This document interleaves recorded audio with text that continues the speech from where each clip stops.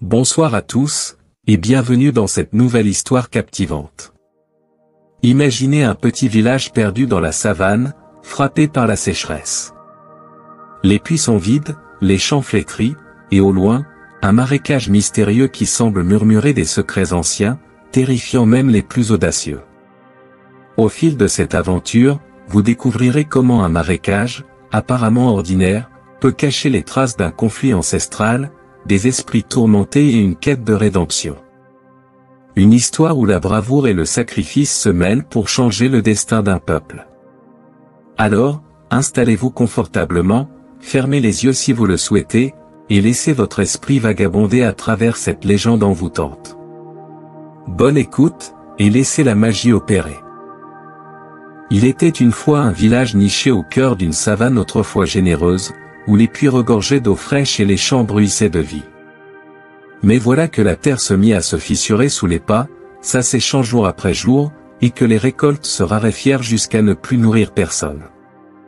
Les villageois, dont les visages avaient perdu l'éclat de la prospérité, se rassemblaient chaque matin autour des puits presque vides, dans l'espoir de soutirer quelques gouttes pour abreuver leurs enfants. Taban, qui passait la majeure partie de ses journées à veiller silencieusement sur l'étendue desséchée, observait avec inquiétude l'implacable avancée de la sécheresse. Autrefois chasseur courageux, il avait rangé son arc depuis longtemps et vivait désormais en reclus, hanté par les murmures d'un passé qu'il connaissait mieux que quiconque. Il savait que la savane, en manque d'eau et de vie, deviendrait le théâtre de toutes les folies possibles si la pluie ne venait pas à tomber. À mesure que s'allongeaient les ombres sous le soleil brûlant, le peuple des huttes baissait la voix pour évoquer un lieu que chacun redoutait, le sinistre marécage hurlant.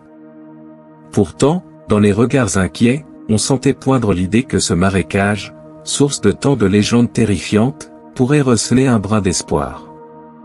Le nom, murmuré du bout des lèvres, glissait d'oreille en oreille comme un secret trop lourd à porter. L'atmosphère, déjà pesante, s'alourdissait encore, la faim et la soif dévoraient les âmes, et l'angoisse d'un lendemain sans eau s'installait. Face à ces tourments, Taban sentait le devoir l'appeler. Il se tenait tel un veilleur silencieux, conscient que, dans cette terre qui meurt, certains seraient prêts à courir de terribles dangers pour trouver une issue. C'est ainsi que débuta l'histoire de la plus sombre aventure jamais contée au village, celle qui mena tous les regards vers le mystérieux et redouté marécage hurlant. La nuit déployait son manteau étoilé sur la savane endormie. Le silence, d'ordinaire si apaisant, semblait lourd comme un présage, car le vent portait avec lui des cris stridents qui faisaient frémir les plus braves. Dans les huttes de terre séchée, chacun retenait son souffle, l'oreille tendue vers l'obscurité, comme pour deviner les sombres intentions tapies au-delà du village. Ces hurlements nocturnes rappelaient aux anciens les légendes transmises de génération en génération. On racontait que de terribles esprits en colère hantaient les eaux du marécage. Certains prétendaient que leurs âmes, piégées entre la vie et la mort, appelaient vengeance pour des fautes commises depuis si longtemps que nul ne s'en souvenait plus vraiment. D'autres murmuraient que ces cris n'étaient que le souffle de bêtes sauvages, amplifiées par la peur et la famine. Mais Taban, qui connaissait les lieux mieux que quiconque, savait que les choses n'étaient jamais aussi simples. À la faveur du clair de lune, il partait parfois vers l'étrange marécage, guidé par son instinct et son devoir de gardien.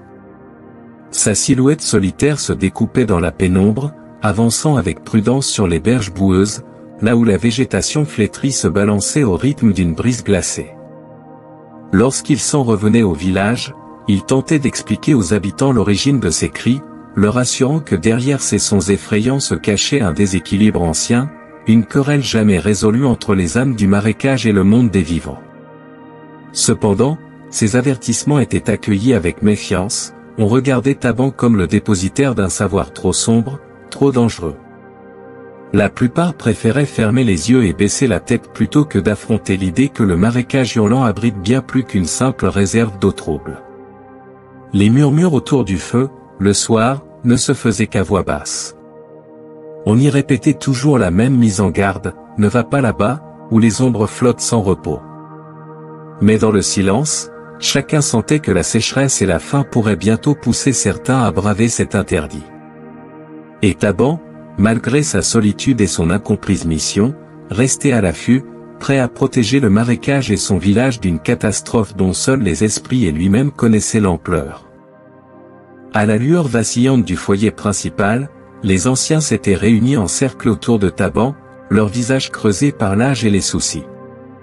Le silence régnait, ponctué par le crépitement du feu, tandis qu'ils se préparaient à dévoiler la vérité que tous redoutaient d'entendre.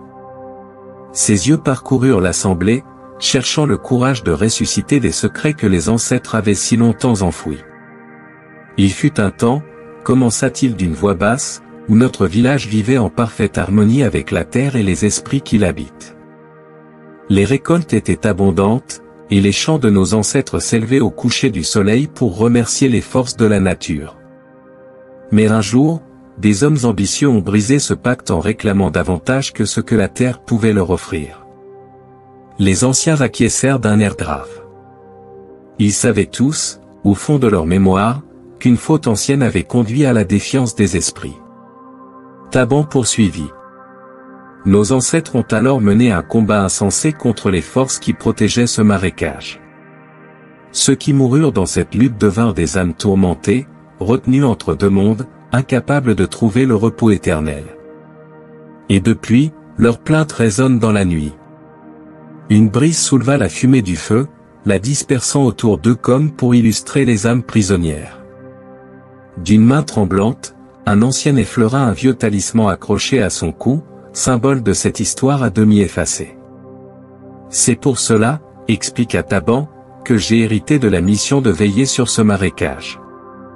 Je ne suis pas né gardien, je le suis devenu lorsque l'un des derniers sages du village m'a enseigné les rites de protection et le rôle précieux du marécage dans l'équilibre de notre terre. Depuis, j'ai consacré ma vie à préserver ce lien fragile et à apaiser ces âmes que nous avons offensées. Les flammes dessinèrent des ombres mouvantes sur les traits fatigués de l'assemblée. L'air devint lourd de regret, et, dans leurs yeux, on pouvait lire la peur de voir cette querelle ancienne se raviver.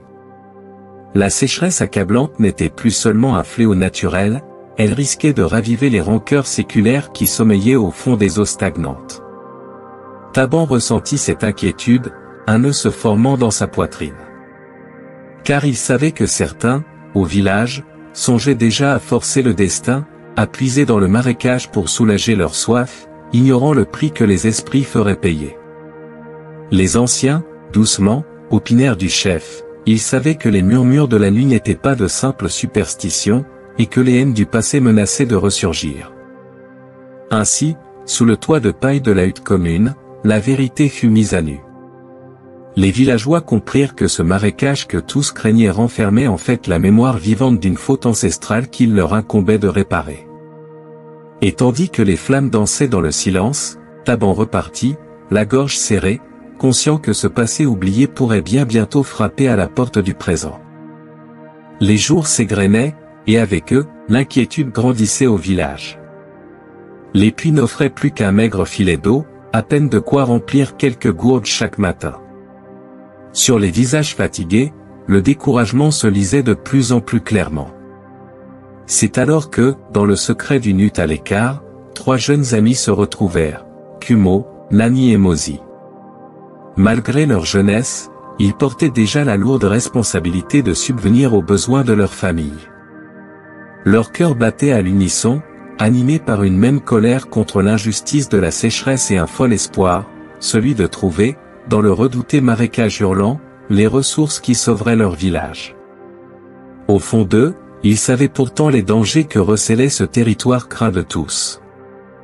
Ils avaient grandi en écoutant les récits sinistres, des âmes en peine tourbillonnant sous la brume, des cris effrayants résonnant la nuit, et plus encore, la fureur d'esprits oubliés prêts à punir quiconque violerait leur domaine. Pourtant, la détresse des leurs et l'idée de prouver leur bravoure pesaient davantage que la peur. Alors, un soir, ils se faufilèrent hors du hameau pour sceller leur pacte, ils partiraient ensemble, malgré les interdits, en quête de cet autant espéré ou d'un trésor qui changerait à jamais le destin du village. Informé de leurs intentions, Taban tenta de les raisonner. Il les mit en garde contre la colère du marécage, leur conta encore une fois les fautes du passé et la souffrance des esprits prisonniers. Mais ces paroles, aussi sincères fussent-elles, n'éteignirent pas l'étincelle de détermination qui illuminait les yeux des jeunes. Ils entendaient enfin passer de l'ombre à la lumière, de l'attente à l'action. Alors que le soleil mourant teignait le ciel de pourpre, Kumo, Lani et Mosi s'élancèrent vers leur destin, sourds aux avertissements du gardien. Taban, impuissant, sentit son cœur se serrer, conscient qu'il s'engageait dans un péril bien plus grand que la simple soif.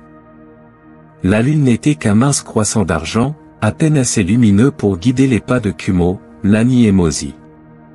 Le trio progressait à travers les herbes hautes, se faufilant tel un vent discret en direction du sombre marécage.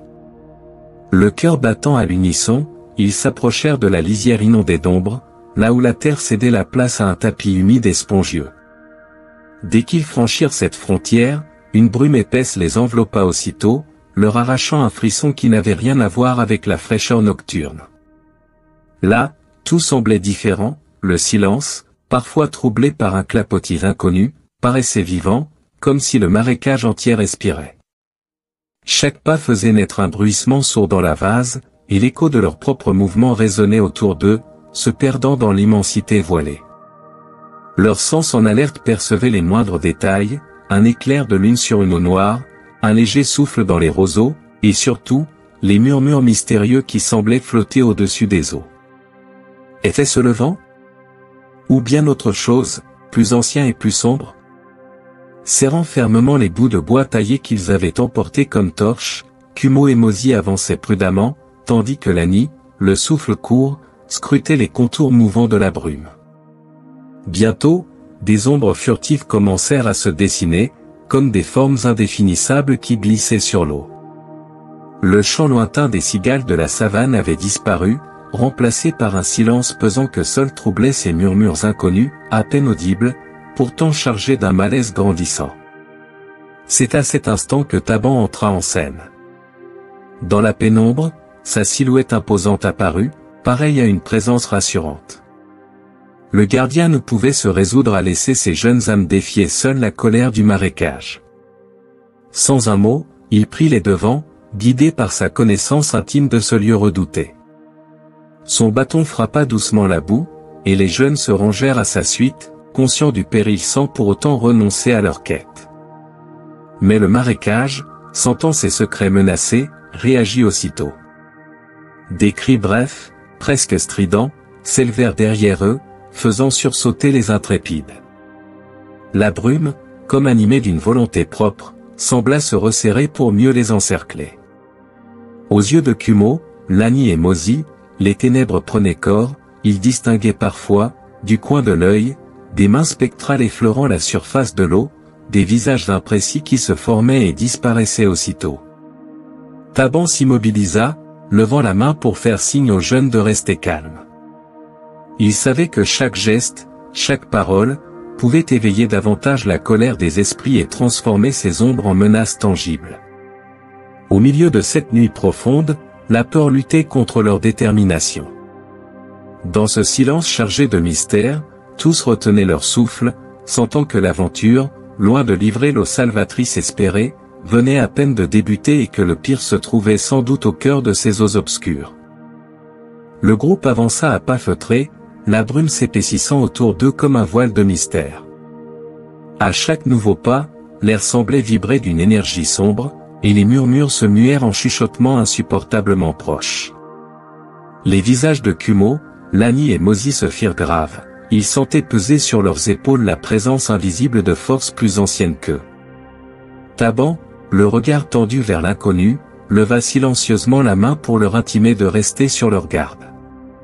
Soudain, un cri déchira le silence. Il résonna sur les eaux noires du marécage, se répercutant en écho dans la brume, et une multitude de formes éthérées surgirent de l'ombre. Elles semblaient animées d'une colère refoulée depuis des siècles, leurs silhouettes de vapeur oscillaient dans la pénombre, leurs visages déformés par la souffrance. Les jeunes, terrifiés, virent des lueurs étranges briller dans ce qui aurait pu être leurs yeux.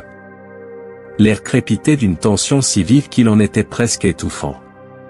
Taban, lui, n'ignorait pas la puissance de ces apparitions. Il sentait leur détresse, leur plainte muette réclamant justice pour un passé oublié de beaucoup. L'ancien chasseur s'avança, brandissant son bâton comme un symbole de protection. « Paix à vous, esprits anciens », prononça-t-il d'une voix grave. « Nous ne sommes pas venus pour troubler votre repos, mais pour comprendre et rétablir l'équilibre. » Il se souvenait des incantations transmises par les anciens gardiens, il laissa alors sa voix porter un chant ancestral, un appel à la réconciliation. Cependant, la douleur accumulée depuis tant de générations refusa de s'éteindre d'un simple mot. Les esprits continuaient de tourbillonner autour d'eux, déchirant l'air de leurs plaintes. C'est alors que Taban tourna ses yeux vers les jeunes, l'angoisse se lisant sur son visage. Il leur révéla que ces formes spectrales n'étaient autres que leurs propres ancêtres, pris au piège entre les deux mondes. Il y a longtemps, leur dit-il à mi-voix, une faute impardonnable fut commise par nos aïeux. Ils ont offensé les forces sacrées de la nature, brisant un pacte millénaire. À cette confession, Kumo, Lani et Mozi sentirent leur courage vaciller. Comment auraient-ils pu deviner que les hurlements nocturnes provenaient de leurs propres ancêtres? Les voix fantomatiques qui résonnaient dans leur esprit semblaient réclamer un tribut, un acte de réparation pour cette faute originelle. Devant cette révélation, l'atmosphère devint plus oppressante encore, et chacun prit alors la mesure du poids qui leur incombait. Il leur faudrait, d'une façon ou d'une autre, panser les plaies de l'histoire, rendre hommage à ces âmes tourmentées et soulager le marécage de sa malédiction ancestrale. Le silence retomba sur le marécage, au moins pour un instant. Les esprits, comme essoufflés par leur propre tourmente, se fondirent à nouveau dans la brume, laissant derrière eux une atmosphère lourde et oppressante. Kumo, Lani et Mozi, le souffle encore tremblant, se regroupèrent près de Taban, cherchant dans son regard un semblant d'assurance. Leur cœur battait à tout rompre, la peur n'étant égalée que par l'urgence de comprendre. Taban, le visage grave, s'agenouilla sur un monticule de terre ferme couvert de roseaux. Les jeunes s'assirent à ses côtés, guettant ses paroles, bien conscients que la suite de leur aventure dépendait de la vérité qu'il s'apprêtait à leur révéler. Le gardien prit alors une longue inspiration et commença. Il y a bien longtemps, nos ancêtres vivaient en harmonie avec ces terres. Le marécage, tel que vous le voyez aujourd'hui, était alors un sanctuaire regorgeant de vie, protégé par des esprits bienveillants. Chaque saison, nos anciens rendaient hommage aux forces de la nature, offrant des présents afin de maintenir la paix. Mais un jour, dans leur soif de prospérité, ils exigèrent plus que la terre ne put offrir. Ils puisèrent au-delà du nécessaire, défaisant le pacte sacré qui les unissait aux esprits. Sa voix, d'abord posée, se teinta d'une tristesse palpable. Face à cette trahison, les esprits se retournèrent contre nos aïeux. Un combat terrible éclata, et le sang versé empoisonna l'eau limpide, la transformant en un marécage funeste où se cachent depuis, tourmentés, les âmes de ceux qui tombèrent. Prisonniers entre le monde des vivants et celui des morts, ces ancêtres veillent, en colère, sur ce territoire qu'ils considèrent à jamais profané. Kumo, Lani et Mozi échangèrent un regard chargé d'émotion. Peu à peu, ils réalisaient l'ampleur de la faute commise. Alors, chuchota Mozi. Nous sommes condamnés à errer dans cette malédiction, parce que nos ancêtres ont rompu l'équilibre? Taban hocha lentement la tête. Non, pas condamnés, répondit-il. Vous êtes au contraire ceux qui peuvent réparer les torts d'autrefois. Votre lignée est liée à cette terre bien plus que vous ne l'imaginez. Lorsqu'un pacte ancestral est rompu, il incombe à la descendance de ramener la paix. Il laissa un court silence planer, puis ajouta, la voix teintée d'espoir. Au fil de mes veilles, j'ai fini par apprendre l'existence d'un rituel dont la mémoire s'estompe peu à peu. Il nécessiterait un artefact ancien, un talisman jadis déposé dans les profondeurs boueuses pour honorer le contrat qui liait notre peuple aux esprits. On raconte que cet objet, façonné dans l'os d'un animal totem, renfermerait la force vitale de nos ancêtres et pourrait offrir aux âmes piégées le repos qu'elles réclament. Lani, dont l'angoisse perçait la voix, osa demander, et où trouver cet artefact? Taban ferma les yeux, comme pour sonder les bribes de souvenirs qui l'habitaient. Quelque part au fond de ce marécage, dissimulé sous la vase et protégé par d'antiques forces, murmura-t-il. J'ignore précisément où, mais je sens dans mes os que c'est là-bas que réside notre unique chance. C'est un chemin semé d'embûches, un périple où l'esprit doit être aussi fort que le courage. Mais vous êtes venu jusqu'ici, et cela prouve que vous portez en vous la volonté de briser le cycle infernal. Un frisson parcourut les trois jeunes. Dans ce marécage habité par la colère et la souffrance, ils comprenaient enfin la portée de leur rôle.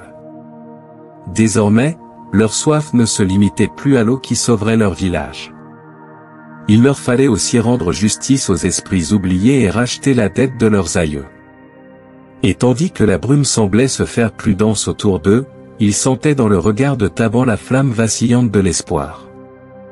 La brume se resserrait comme un étau autour de Taban, Kumo, Nani et Mozi, ne laissant plus deviner que de vagues silhouettes dans l'opacité grise. Au loin, des grondements et des cris stridents résonnaient, se répercutant sur l'eau sombre du marécage. Les esprits tourmentés, rendus fous par leur propre douleur, semblaient converger vers eux, avivant leur rage à chaque pas que les vivants avançaient. Guidés par une intuition commune, les quatre compagnons s'enfoncèrent davantage dans le marécage, leur progression rendue incertaine par les pièges de la vase et la menace flottante des âmes furieuses. Taban, le gardien, se tenait en tête, serrant dans sa main calleuse un bâton sculpté de symboles anciens. Chaque frappe sur le sol boueux résonnait comme un écho d'espoir, et ses paroles, entremêlant prières et formules oubliées, s'élevaient pour tenter d'apaiser la colère des esprits. Mais les silhouettes éthérées surgirent de tous côtés, griffant l'air de leur désespoir. Lani étouffa un cri en sentant une présence glacée lui frôler l'épaule, tandis que Mozi brandit sa torche vacillante, voulant repousser une ombre qui s'approchait trop près. Kumo, le cœur battant la chamade, soutenait son ami en agrippant fermement la poignée de son couteau rudimentaire. À mesure que la confrontation s'intensifiait, Taban sentait en lui un douloureux mélange de culpabilité et de détermination. Il devait protéger ses jeunes, mais aussi expier les fautes de ses ancêtres, dont il avait hérité le fardeau. Soudain, comme une brise de lucidité au milieu du chaos, un scintillement captiva son regard. Au fond d'un repli vaseux se trouvait un objet, à peine visible sous la pellicule d'eau noirâtre. L'instinct du gardien s'éveilla, et il cria aux jeunes de rester groupés. Là. Suivez-moi. Avec une fougue inattendue, il se jeta dans l'eau trouble, enfonçant ses bras jusqu'aux épaules pour atteindre ce qui l'attirait. Ses doigts rencontrèrent bientôt la surface lisse d'un pendentif d'os, orné de gravures tribales désormais estompées par le temps et la boue. Aussitôt, le marécage se mit à vibrer, comme si la terre elle-même reconnaissait l'objet sacré qui venait de sortir de son sommeil. Les esprits, sentant que leur destin se jouait à cet instant, intensifièrent leur assaut. Des mains spectrales se tendirent vers le gardien, comme pour l'entraîner dans les profondeurs. Il se défendit vaillamment à coups de bâton, butant contre des ombres qui disparaissaient aussitôt. Les jeunes, malgré la peur, se ruèrent à sa rescousse, frappant la vase et l'eau dans un tumulte assourdissant. Enfin, Taban brandit le pendentif au-dessus des flots. Son visage ruisselant de sueur et d'eau croupie exprimait à la fois la détresse et une détermination farouche. Dans un souffle, il prononça les paroles du rituel. Par cet artefact, souvenez-vous de l'honneur ancien. Que nos ancêtres trouvent la paix et que leur malédiction s'apaise. Sa voix, amplifiée par l'écho du marécage, se mua en un chant ancestral dont les notes semblaient venir d'un autre temps. Chaque syllabe résonnait dans l'air, portée par une énergie palpable, tandis que le pendentif se mit à luire d'une lueur discrète. Les esprits, saisis par la puissance de cet appel, s'immobilisèrent un à un, comme retenus dans la toile d'un chant sacré. Le temps parut alors se figer. Les cris moururent, le vent tomba, et la brume devint plus légère, laissant apparaître la lueur tremblotante des étoiles au-dessus de leur tête. Dans ce répit miraculeux, ils purent enfin reprendre leur souffle, sentant que l'accomplissement du rituel avait ouvert une brèche dans la colère des esprits. Il restait encore à sceller cet instant de grâce, mais une étape cruciale venait d'être franchie, le pendentif, symbole de l'ancienne alliance, était désormais dans leurs mains, prêt à être utilisé pour libérer les âmes piégées dans le marécage. L'instant semblait suspendu dans le temps. La lueur discrète émanant du pendentif d'os éclairait la silhouette de Taban, trempé et meurtri par la lutte. Ses yeux, empreints d'une détermination paisible, se posèrent un à un sur Kumo, Nani et Mozi. Les jeunes, encore haletants, virent alors le gardien esquisser un sourire plein de douceur, comme s'il s'apprêtait à accomplir un destin plus grand que sa propre vie. Il ne manque plus qu'un acte, murmura Taban d'une voix grave. Pour sceller le rituel, je dois me lier aux âmes qui errent ici, afin de les guider vers la paix. Un frisson parcourut les trois amis. Ils comprirent que l'ultime sacrifice dont parlait Taban n'était pas un simple geste, mais le don total de sa propre liberté. Sans attendre, le gardien leva le pendentif scintillant au-dessus de lui. Un chant ancien, à la fois grave et harmonieux, s'échappa de sa gorge. À chaque syllabe, les eaux du marécage se mirent à onduler, éclairées d'une lumière qui semblait jaillir des profondeurs mêmes de la terre. Les esprits ces âmes tourmentées qui, un instant plus tôt, déferlaient dans la brume parurent flotter autour de Taban, attirés par la clarté de l'artefact. Le marécage se peupla alors de silhouettes éthérées, leurs visages prenant peu à peu une expression de soulagement. Guidées par la voix du gardien, elles s'approchèrent, comme pour former un cercle autour de lui. Dans un geste lent et solennel, Taban posa le pendentif contre son cœur. Ses yeux brillèrent d'une lueur surnaturelle, tandis que la lumière de l'artefact se diffusait progressivement en lui, s'enroulant autour de son être. Les ombres se dissipèrent, et le chant se fit plus doux. Une à une, les âmes trouvèrent le chemin de la sérénité, bercées par les paroles sacrées. Au loin, le ciel commençait à pâlir. À l'horizon, une lueur rosée annonçait l'aube. Peu à peu, le silence s'installa, plus aucun cri, plus aucune plainte ne résonnait. Les ténèbres refluaient, et la brume, allégée, se retirait de la surface de l'eau, dévoilant un marécage redevenu calme, vibrant d'une paix nouvelle. Les jeunes, bouleversés, contemplaient la scène avec un mélange de gratitude et de tristesse. Taban, toujours debout, semblait désormais imprégné d'une énergie qui ne lui appartenait plus totalement. Il se retourna vers eux, un sourire serein aux lèvres. À présent, je resterai parmi eux. Il le faut, pour qu'ils demeurent en paix. Souvenez-vous, les enfants, le marécage est un pont entre les hommes et la nature. Prenez soin de ce lien précieux.